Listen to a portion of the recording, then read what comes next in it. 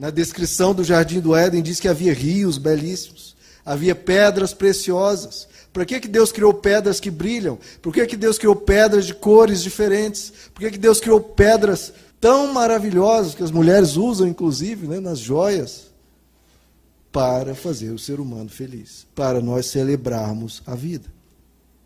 Mas muitas pessoas, por medo, né, daquilo que gera morte, por medo da árvore, do conhecimento do bem e do mal, ou seja, das coisas na vida que produzem calamidades, que podem trazer malefícios, elas se esquivam de viver. Se acabrunham, se isolam. Não. Não é porque há os perigos da vida que você vai deixar de viver, não. Desfrute da vida. Esse é o mandamento de Deus para essa noite. Ele diz: alegre-se, seja feliz. Busque não desperdiçar a sua vida, porque que coisa mais preciosa você tem do que a sua vida. Não desperdice a sua vida. Busque coisas que lhe deem alegria. Busque coisas que lhe tragam prazer. Tenha hobbies. Tenha o seu momento de descanso. Tenha o seu momento de lazer. Viaje. Prove sabores. Conheça culturas. Conheça países. Desfrute da vida. Se alegre. Mas, e aí, claro, o Evangelho sempre tem essa moderação. Ele diz: alegra-te, mas saiba que de tudo você vai ter que prestar contas.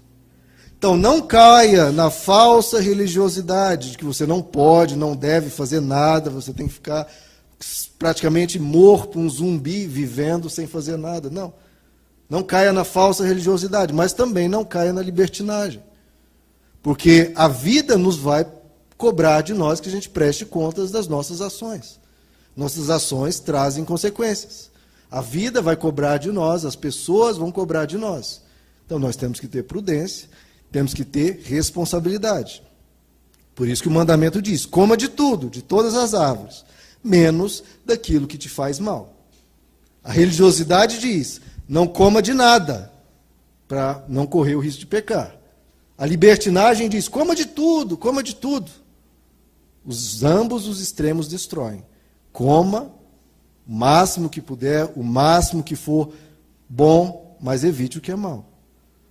Teve um ano atrás, mais ou menos, eu fiz uma série de mensagens sobre aquele texto do apóstolo Paulo, que ele diz: tudo é permitido, tudo. Mas nem tudo convém. Tudo é permitido, mas nem tudo edifica. Tudo é permitido, mas eu não deixarei ser escravizado por nada.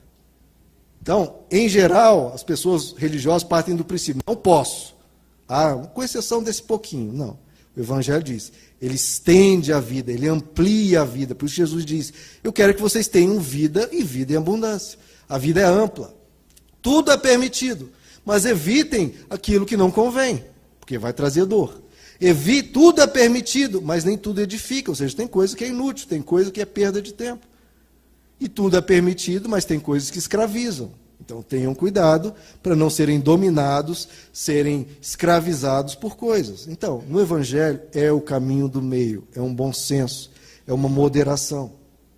Tudo tem que ter parâmetros, queridos. O prazer tem que ter parâmetros. Não é porque o prazer é pecaminoso. O prazer foi criado por Deus. O prazer tem que ter parâmetros, como o trabalho tem que ter parâmetros, como o seu descansar tem que ter parâmetros. Se você descansar demais, é ruim, está perdendo tempo, está sendo preguiçoso. Descansar de menos vai te transformar uma pessoa estressada, cansada. Tudo na vida tem que ter parâmetros. Prazer também, porque faz parte da vida e tudo tem que ter parâmetros. Deus, queridos, ele se preocupa conosco.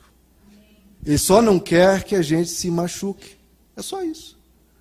A verdadeira sabedoria reconhece que limites extremos, limites muito curtos, são opressivos e danosos.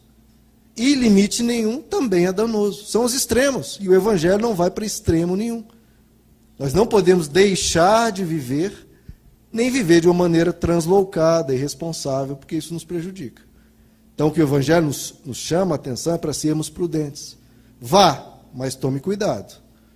Antigamente, né, as mães diziam: tenha juízo, menino. Minha mãe me falou isso demais. O que é isso de termos juízo? É porque se você não tiver juízo, você não ser o juiz da sua vida para julgar aquilo que é bom e ruim e evitar o que é ruim, você vai cair na mão do juízo das pessoas. Você vai ser julgado pelas pessoas, vai ter problemas com os outros. Então, seja prudente, tenha juízo, porque a vida cobra o preço das ações impensadas que a gente faz. Então, queridos, o Evangelho é o caminho do meio. Não é não viver, que é a falsa religiosidade, nem viver sem parâmetro nenhum. É viver sem fazer o mal. Como eu disse, Jesus nos chama para ter uma vida e vida em abundância. A religiosidade diz, não se alegre, porque há o juízo. A libertinagem diz, se alegre, porque não tem juízo nenhum. O Evangelho diz, se alegre e sim, há juízo. Não há contradição entre uma coisa e outra. Você pode e deve se alegrar, tendo cuidado com as consequências do mal, porque o mal existe, o mal ocorre, e a gente tem que ter cuidado com as nossas atitudes. Então, isso é se santificar segundo o Evangelho. É saber viver o que é bom, sem se corromper. Ou seja, você não evita o bem, você evita o mal. O bem você desfruta. O que o apóstolo Paulo nos diz, nós temos que saber reter o que é bom. Santidade é matar a carne, ou seja, os nossos impulsos maus, sem deixar de viver. Você mata dentro de você o que é mal. Você não mata você mata a carne, a maldade. Mata a carne sem deixar de viver. Ou seja, você joga fora a água suja, sem jogar o bebê que estava dentro da bacia.